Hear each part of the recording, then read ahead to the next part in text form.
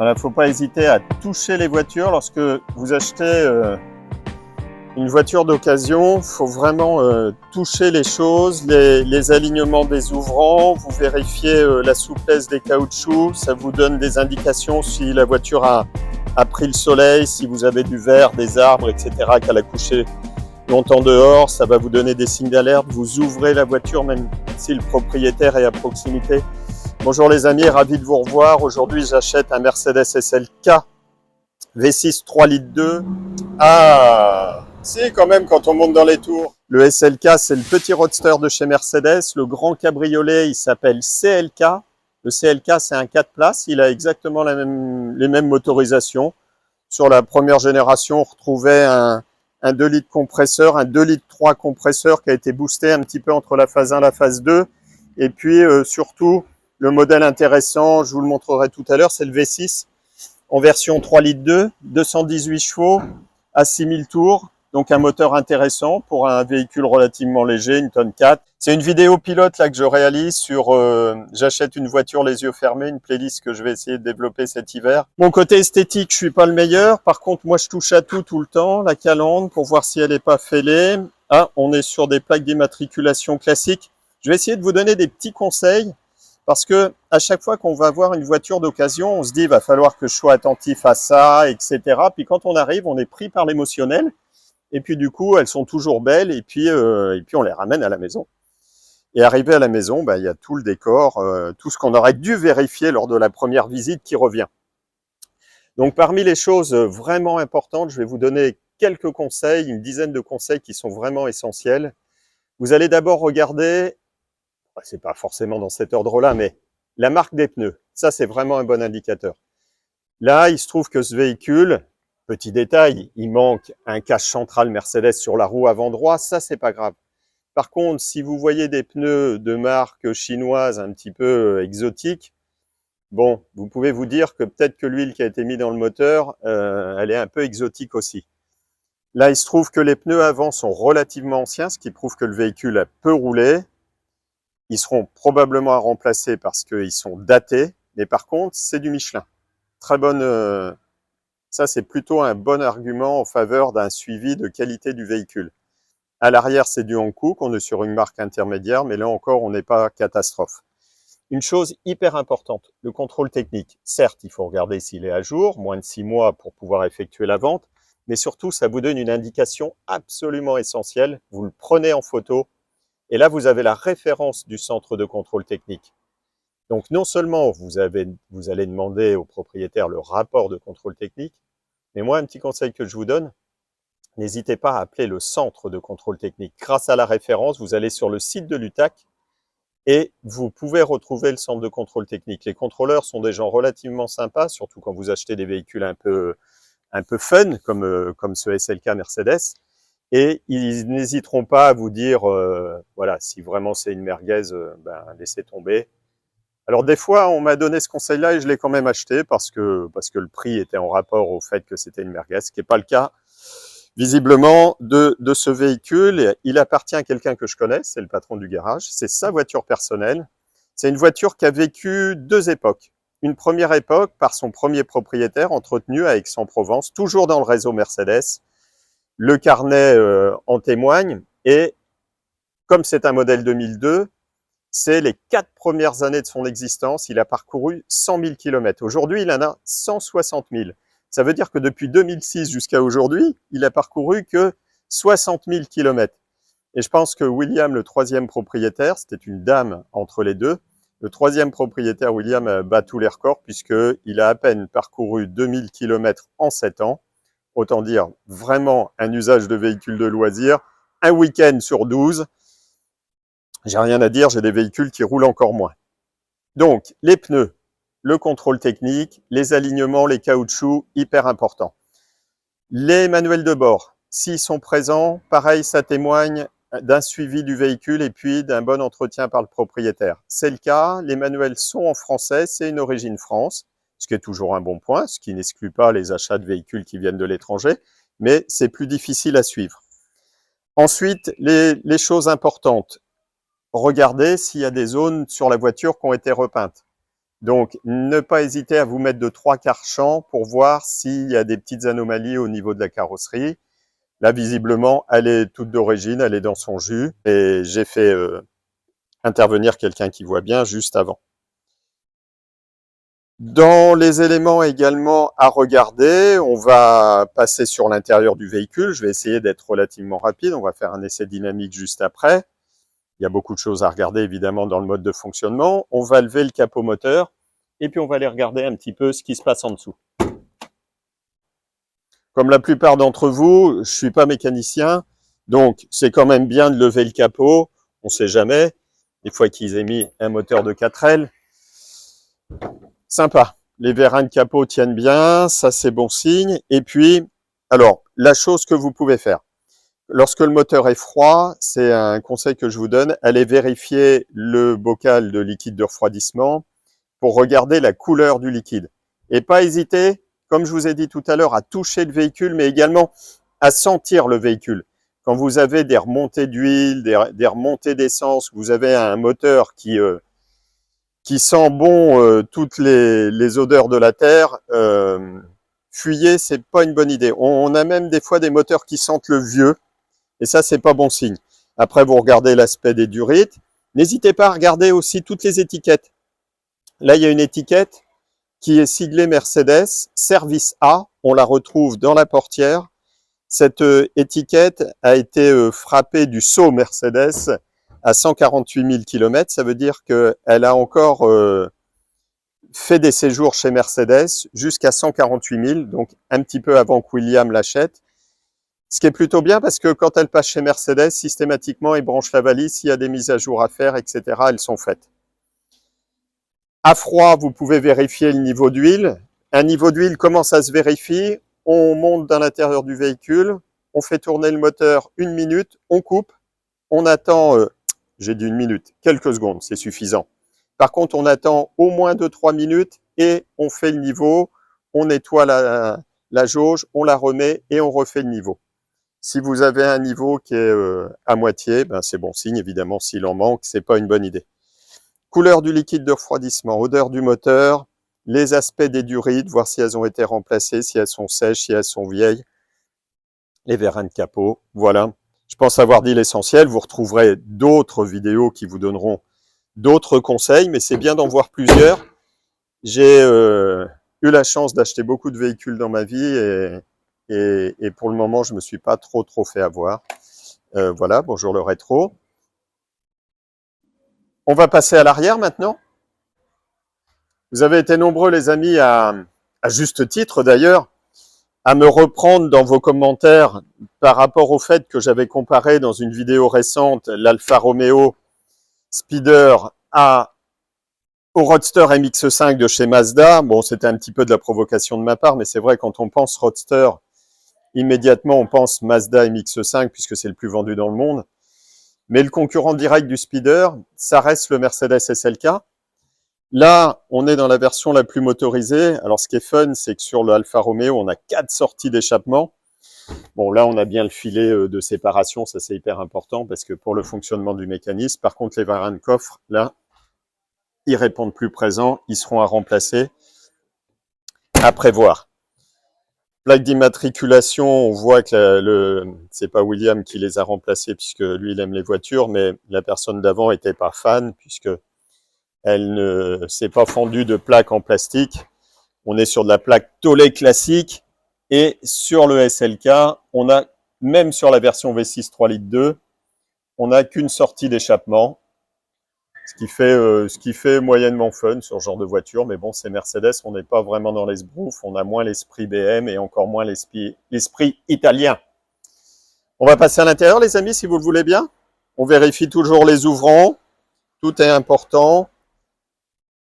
Voilà. Encore une fois, le nez, les mains, les yeux, il faut mettre tous vos sens en exergue pour vraiment essayer de prendre le maximum d'informations. Et avant que j'oublie, si vous n'avez pas la pression, essayez de ne jamais donner une réponse ferme et définitive, quitte à vous éloigner une petite heure, aller prendre un café quelque part, réfléchir, essayez d'aller toujours voir les voitures d'occasion à deux et prenez 1 heure pour en parler.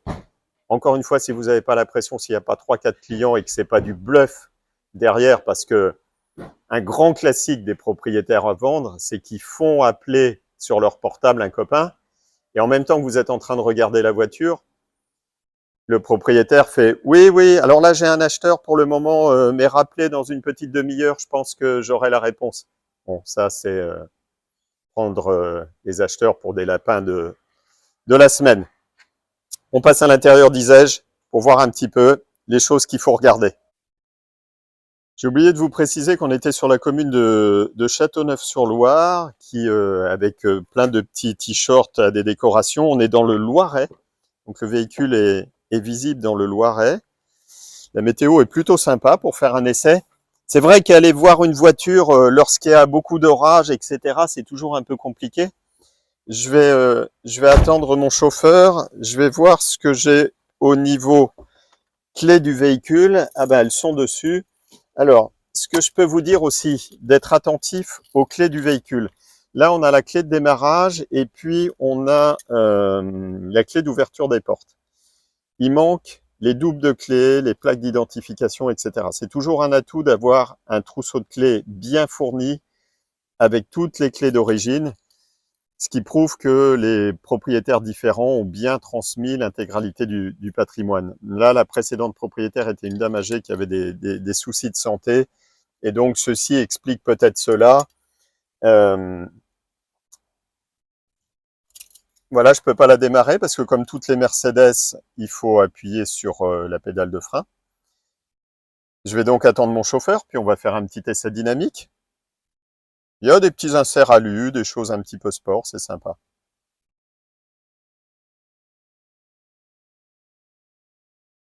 Bon, petit essai dynamique, les amis. Le moteur est froid. Ça, c'est un bon moyen aussi de tester le démarrage à froid. Méfiez-vous des rendez-vous. Je vais couper le son de la radio. Alors, petite parenthèse avant que j'oublie.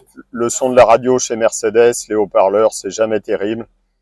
J'ai eu la chance d'avoir quelques très haut de gamme Mercedes. Bon, le système Becker, Bose, c'est pas à la hauteur du prix facturé. J'en reviens au démarrage à froid, c'est important. Si vous achetez par exemple, c'est pas le cas aujourd'hui, mais un véhicule diesel, type un Renault Espace 4, par exemple, un V6 3 litres DCI, il faut déposer le moteur pour changer les bougies de préchauffage. En général, les propriétaires, lorsque les bougies sont nazes, eh bien évidemment, ils vous les présentent, moteur chaud, ça démarre nickel même en plein hiver, sauf que eux, ils ont ramé une demi-heure, changé 2 fois la batterie pour arriver à le démarrer en plein hiver. Petite parenthèse qui m'est arrivée. Ok, eh bien autorisation au chauffeur de prendre la route, et puis on va les regarder au niveau... je suis le spécialiste des bruits, ça vous étonnera pas. Donc, pas de grippe au niveau du démarrage. Important d'écouter les étriers de frein, notamment pour les voitures qui roulent très très peu.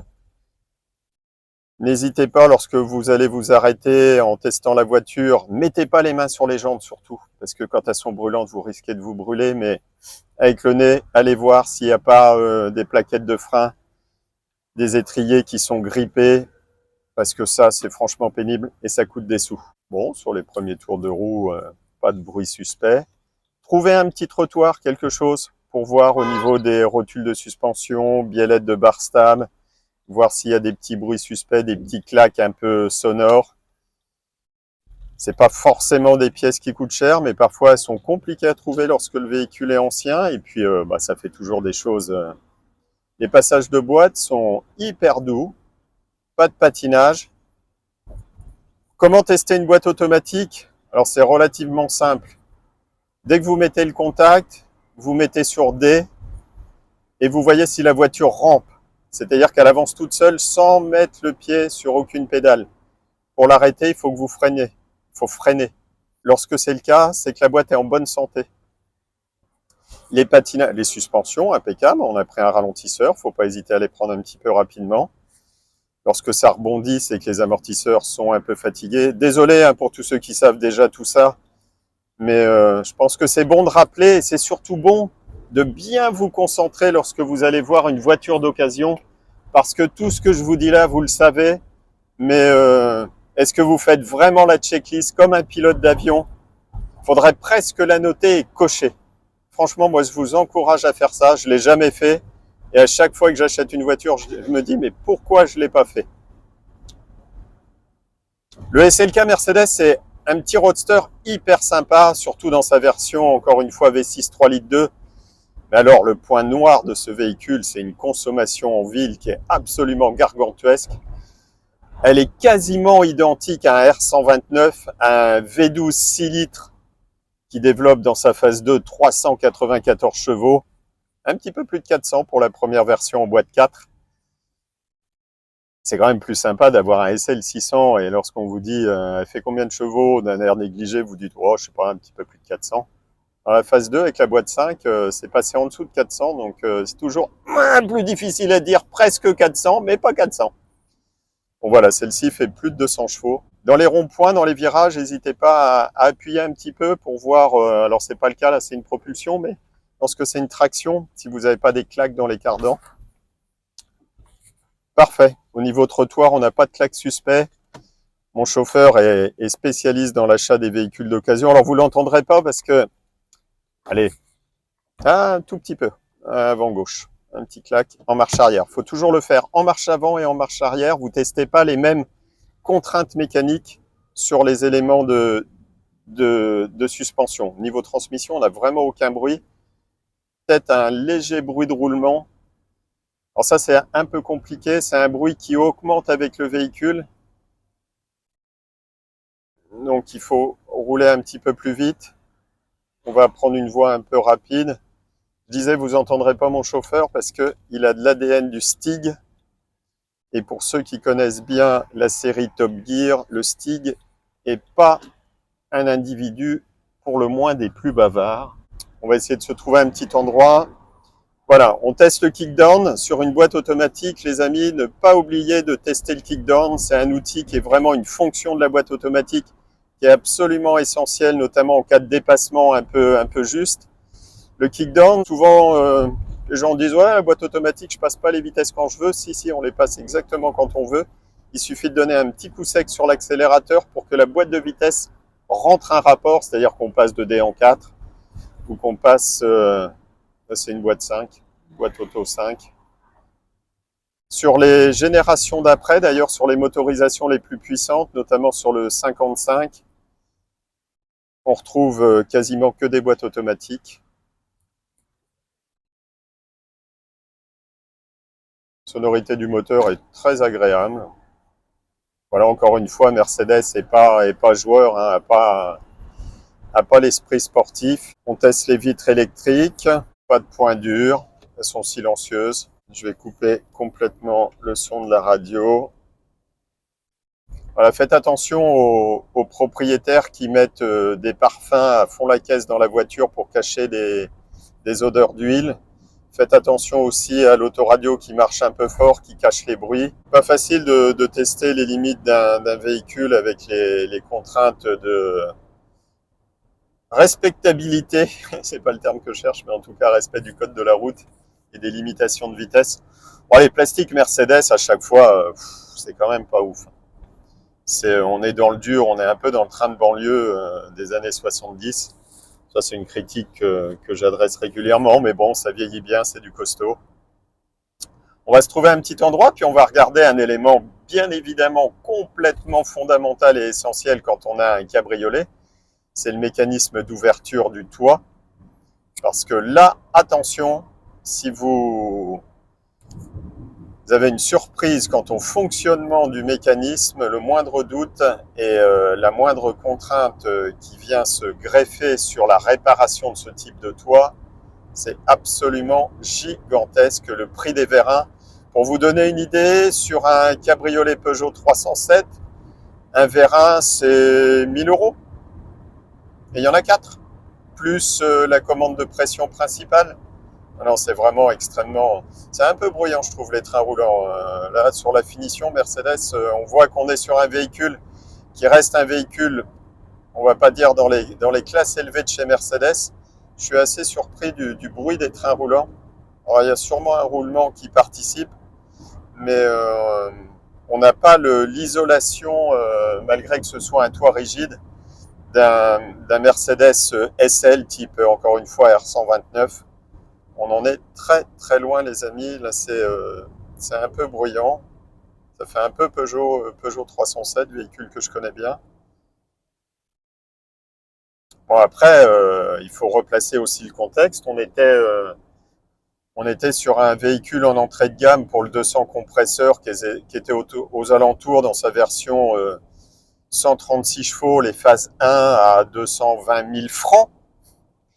220 000 francs, on est en 2001. Là, on est en 2002, donc on est en euros. C'était un véhicule qui coûtait, dans sa version V6 3 litres 2, 45 000 euros. Voilà, un R129, même en entrée de gamme, on était beaucoup plus élevé.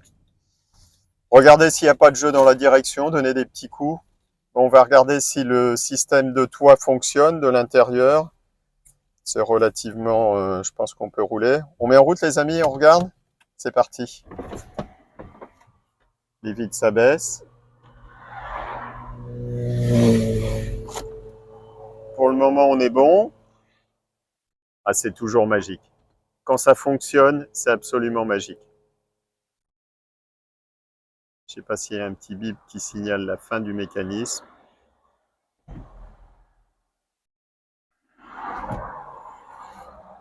Et voilà, les vitres sont remontées.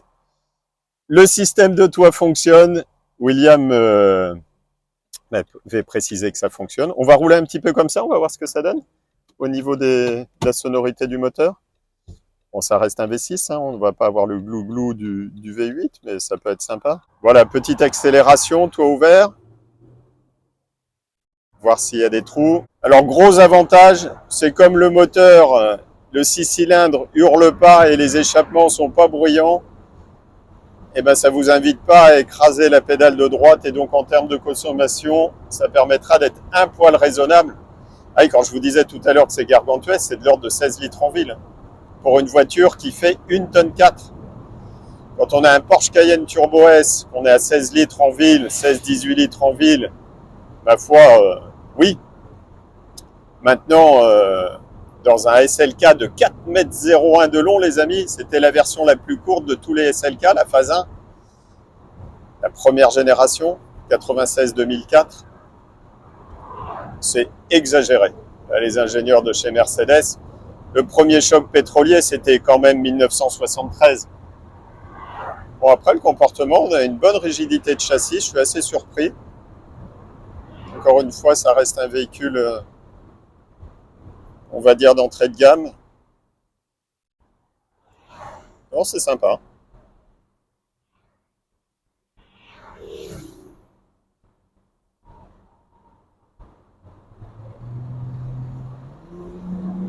Ah, si, quand même, quand on monte dans les tours, pas de vibration anormale, les pneus sont bien équilibrés. Les chevaux, les 218 chevaux, ils sont, ils vous collent pas au siège, hein, il y a très très peu de couple moteur. On est à un tout petit peu plus de 30 mètres kg. Donc voilà, en termes d'accélération, ça vous met pas au fond du siège. On a un petit son sympa, et puis surtout, je pense que c'est vraiment un véhicule très agréable pour partir en week-end. Le coffre est pas immense, mais ça apprend à n'utiliser et n'emmener que l'essentiel. On va revenir sur le garage et puis on va vérifier la fermeture. Pas de bruit anormal au niveau de la fermeture du toit. Bon, je suis désolé, l'essai dynamique, vous avez que ma tête. Là, vous pouvez mettre en version podcast. Non, franchement, la boîte de vitesse est très douce. À basse vitesse, on sent les à-coups, mais ça, c'est Mercedes, mais c'est absolument pas des à-coups suspects. La boîte, je connais bien les boîtes automatiques. On est sur un fonctionnement 160 000 km. La voiture est loin d'être usée. C'est pas un véhicule en bout de course. J'en profite le temps que la clim se mette en route, que le froid arrive. Laissez tourner les voitures lorsque vous les testez. Lorsque vous achetez une voiture d'occasion, laissez-la tourner, voir si la température monte anormalement proche de la zone rouge, ce qui est pas bon signe. Et puis en la laissant tourner, quand le propriétaire va repartir, revenez faire un petit tour sur le parking où vous l'avez laissé tourner, voir si vous restez à côté, voir s'il y a des traces d'eau. Alors ça peut être la clim, mais n'hésitez pas à regarder avec votre doigt si ça sent le liquide de refroidissement, s'il y a de l'huile rouge, de boîte automatique, de l'huile noire, de l'huile de moteur. Voilà. vérifiez, faites une investigation, regardez les traces laissées au sol. C'est une vidéo pilote là que je réalise sur j'achète une voiture les yeux fermés, une playlist que je vais essayer de développer cet hiver. Rassurez-vous, je vous referai pas le détail et je vous redonnerai pas tous les consignes d'achat d'une voiture. Mais voilà, je voulais dans cette vidéo, certes un peu longue, vous donner un maximum en même temps que moi je découvre cette voiture, puisque je vous cache pas qu'elle m'intéresse également à titre personnel, sur la base d'un échange d'une de mes voitures avec le propriétaire de ce SLK. Voilà, effectivement, 160 000 km. Ah, voyant SRS allumé. Les amis, pensez à vous abonner, liker, des pouces bleus, partager, diffuser la vidéo. Vous êtes de plus en plus nombreux à rejoindre la chaîne Blind Cars Garage. Vous êtes beaucoup à regarder les vidéos et peu à vous abonner. Je sais, c'est le même message sur toutes les chaînes. Mais franchement, ça m'aidera pour accéder à des véhicules, encore une fois, de plus en plus sympas. Je vais vous proposer plein de voitures à l'achat tout cet hiver. C'est ma passion, donc facile pour moi de vous la partager. On arrive au terme de cette vidéo, un essai complet d'un véhicule proposé à la vente. Je vous avais dit que je vous indiquerai le prix. Ce SLK Mercedes V6 3 litres 2 de 2002 est à vendre 8 000 €. Il y a des petites choses à revoir, on a vu ensemble les vérins de coffre arrière. Petit doute sur la montre pneumatique au niveau de l'arrière. On est en 55-16 à l'avant. Ça, c'est la montre d'origine pour les Michelin qu'on a vu en début de vidéo. À l'arrière, j'ai un petit doute. Je pense que la montre est en 2,25. Ça, c'est d'origine. C'est plus large à l'arrière qu'à l'avant. Et par contre, le flanc du pneu, je pense qu'il est monté d'origine en 50. Plus un pneu est large, plus le flanc est bas. Et là, on est comme à l'avant, 55. Donc, je pense qu'il y aura deux pneus arrière à prévoir. La ventilo ne fonctionne pas. La climatisation a été rechargée. Peut-être un fusible, ça sera quelque chose qui sera vu par William. Un roulement peut-être un peu sonore à l'avant, pareil, qui sera vu. Et puis, bien entendu, vu les compétences en mécanique de William, qui est mécanicien, je vous le rappelle. Alors attention, hein, attention les amis, hein. Les voitures des mécaniciens, les cordonniers les moins bien chaussés, c'est pas forcément un gage de super entretien. Il m'en voudra pas, mais en règle générale, quand on a fait une grosse journée de travail au garage le soir, c'est pas forcément sa voiture qu'on entretient le mieux. Mais en tout cas, on fait pas de grosses bêtises, ça c'est certain. Voilà, bah écoutez, si je vous ai donné envie d'acheter ce SLK ou un SLK en règle générale, allez directement vers le V6 3 litres 2, encore une fois, même s'il n'est pas super expressif. Ça nécessite probablement d'adapter un silencieux un petit peu plus sonore pour vraiment amortir les 15 litres au 100 quand on tape dedans. C'est une super petite auto, ça sera un collector et 4,01 m de concentré de plaisir, de plus de 200 chevaux, à moins de 50 000 francs si on se remet dans le contexte. Des prix en francs, faut pas hésiter, faites-vous plaisir. Faites-moi plaisir, abonnez-vous à la chaîne, cliquez, likez, partagez, commentez, n'hésitez pas. Merci pour les commentaires sur la vidéo de l'Audi S8. J'ai licencié mon caméraman, non c'est pas vrai au prix où il me prend, mais c'est vrai qu'il y a un doigt devant l'écran. À très bientôt, au plaisir de vous revoir. À très vite les amis.